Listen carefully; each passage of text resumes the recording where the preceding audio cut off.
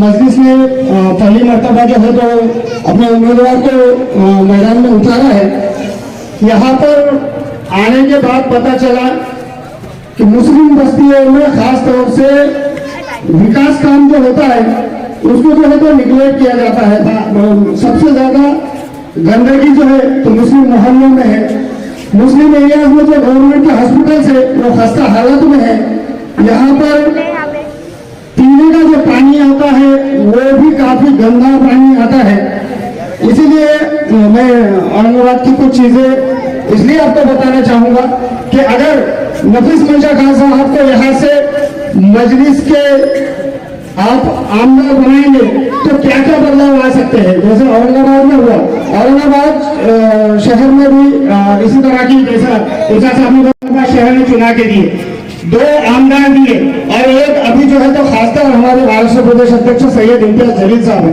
मजलिस आने के बाद चेंजेस क्या होने वाले हैं इसका जो है तो मैं आपको मतलब औरंगाबाद की मिसाल इसलिए दूंगा क्योंकि औरंगाबाद की तर्ज पर ही अगर आपने नफीस मंशा खान साहब को चुना के दिया तो इंशाअल्लाह बुरहानपुर का भी चेहरा जो है तो बदलेगा।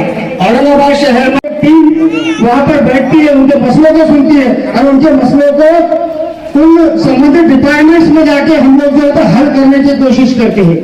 हमारे खासदार साहब के ऑफिस में भी एक जनता दरबार लगता है। हमारे जो डिस्ट्रिक्ट का ऑफिस है जिसके हमारे औरंगाबाद के जिला सदर समीर साजिद बिल्डर अभी दूसरी तरफ यूपी प्रोग्राम में है, ब्रांच में आए हुए। तो मजलिस को चुन के देने के बाद क्या होता है, किस तरह से आवाम की खिदमत होती है, असद साहब का क्या आदेश है, उस पर कैसे काम किया जाता है, ये सब बताने के लिए ये जो चीजें मैं आपको औरंगाबाद के ताल्लुक से बता रहा हूँ कि यहाँ पे अगर मजलिस का उम्मीदवार चुन के आएगा तो इंशाअल्लाह वो भी उसी तर्ज पे काम करेगा। आवाम के काम को जो है तो सबसे पहली तरजीह देगा। हम लोग वहाँ पर जो है तो जनता दरबार चलाते हैं, जनता दरबार में आने वाले आवाम के मसाइल को सुनते हैं और उसको हल करने की पूरी कोशिश करते हैं। अल्हम्दुलिल्लाह औरंगाबाद की तरह ही जो है तो बरहानपुर शहर में भी आप कोशिश करेंगे। अब एक चीज हम लोगों में मतलब बखूबी पूरे इंडिया में चल रही है, आपके पड़ोसी स्टेट में तो बहुत ज्यादा है, आपके पास भी है और हमारे पास भी अल्हम्दुलिल्लाह कोशिशें जारी है।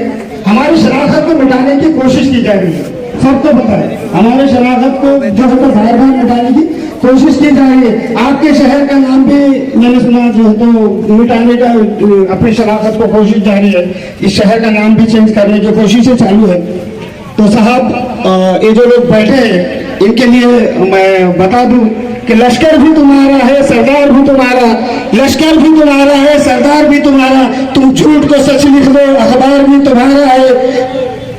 जुल्म का दौर ज्यादा नहीं चलने वाला, मजलूमों का खून ज्यादा नहीं बहने वाला।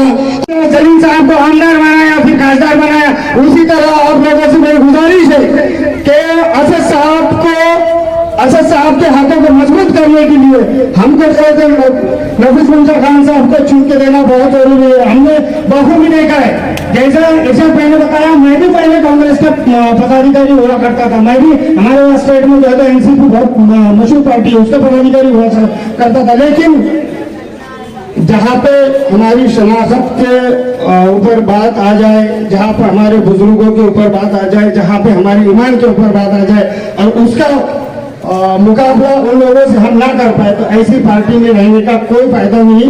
ये सब चीजों को सोच के हमारे शहर औरंगाबाद का जो है तो नाम चेंज किया जा रहा था। मैं उधर भी एक बड़ी पोस्ट पे हुआ करता था, उसको मैंने पूरी टीम के साथ हाथ मार के मजलिस का हाथ थामा, क्योंकि पूरे हिंद के मुसलमानों की अगर निडरता से कोई बात करता है तो पहले नंबर पे आते हैं बैरिस्टर असदुद्दीन ओवैसी साहब और दूसरे नंबर पे मुझे गर्व है मेरा खासदार, मेरा महाराष्ट्र प्रदेश अध्यक्ष सैयद इम्तियाज जलील साहब। तो हम लोगों को करना यह है कि मुसलमानों की बात करने वाले के पीछे खड़े होना है, मुसलमानों की बात करने वालों के हाथों को मजबूत करना है।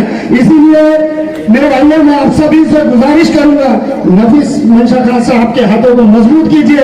आने वाले 17 तारीख को उनको भरभर कर वोट दीजिए और सबसे पहले हम सबको इस बात का ध्यान रखना है कि दूसरों के वोट के बारे में हम बाद में सोचेंगे, पहले मेरा खुद का वोट मैं सुबह पहले फुर्सत में कर लूँ, मेरे घर का वोट पहले फुर्सत में कर लूँ, उसके बाद इंशाल्लाह हम पड़ोसी की जो है तो हम लोग खाया करेंगे। वरना होता क्या है कि ज्यादातर मामलात में जो युवा होते हैं, जो नौजवान होते हैं, उनको लगता है कि हम आखिरी मौके पे कर लेंगे, लेकिन आखिरी मौका निकल जाता है और हम उस चीज से महरूम रह जाते हैं। तो मेरी आप सभी से गुजारिश है कि बराए मेहरबानी उस चीज को डिले ना करें और उस चीज से महरूम ना हो। सबसे पहले अपना वोट करें, उसके बाद में अपनी फैमिली का वोट करें, और फिर जो है तो बाकी जो लोग बचे हैं उनके लिए जो है तो वोटिंग को उनको निकालने की कोशिश करें।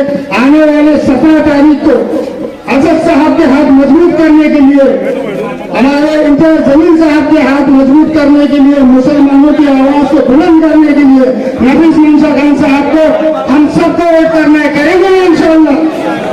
17 तारीख को पतन निशानी पर वोट देंगे इंशाल्लाह।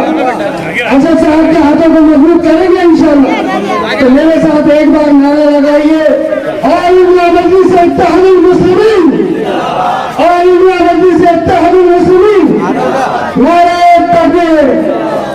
नफीस खान साहब के लिए बहुत सारे अभी लोग बोलना बाकी है, मैं जाते थे आखिर एक नफीस खान साहब के लिए हमारे एक शेर के साथ मैं अपनी बात को खत्म करूंगा इंशाअल्लाह।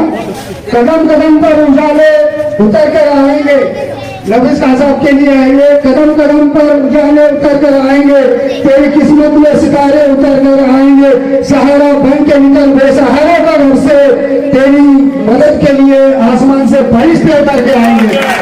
आप सबसे नफीस खान साहब को जो है तो वोट करने की अपील करने हम लोग औरंगाबाद से यहाँ पर आए हैं।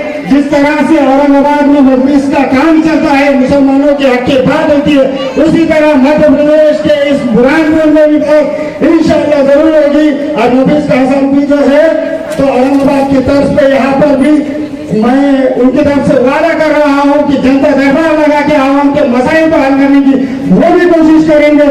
तो आखिरी मरतबा आपसे मैं उनसे जो है उनको जो है तो वोट करने की अपील करता हूँ और अपनी जगह लेता हूँ। वाखिर दावाना अल्हम्दुलिल्लाहि रब्बिल आलमीन।